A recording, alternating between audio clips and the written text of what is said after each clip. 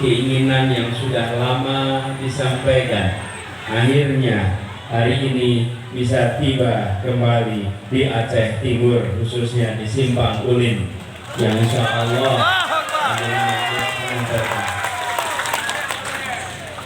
kami bersyukur perjalanan ini cukup panjang. Karena itu mohon izin apabila ternyata waktunya tak sesuai dengan yang direncanakan.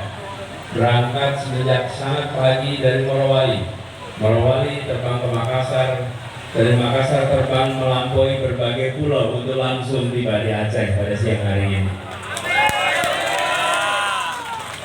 Dari Lok Sumawe dan langsung ke Aceh Timur di Simpang Ulin ini. Kami bersyukur karena bisa tiba kembali di Aceh, sebuah tanah yang penuh dengan catatan perjuangan yang gemilang. Tanah tempat lahirnya orang-orang yang tak pernah diam menyaksikan yang zalim, mereka yang tak pernah diam menyaksikan ketidakadilan, mereka yang selalu memperjuangkan untuk menghadirkan keadilan.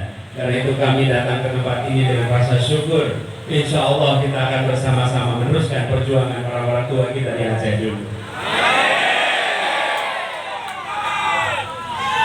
Tanah ini adalah tanah yang penuh dengan catatan itu.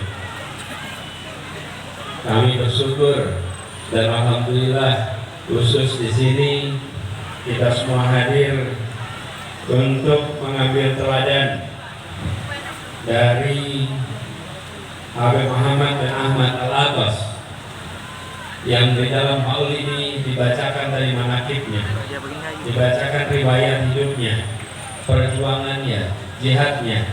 Insya Allah kita semua yang berada di sini akan bisa mengambil hikmahnya dan meneruskan perjuangannya. Saya sedang mendapatkan sebuah amanat yang tidak kecil, amanat untuk memperjuangkan perubahan di Indonesia.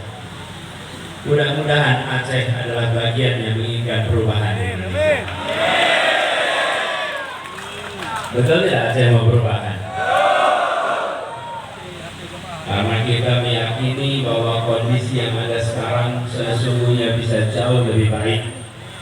Kita merasakan bahkan Aceh beberapa waktu ini masuk peringkat urutan awal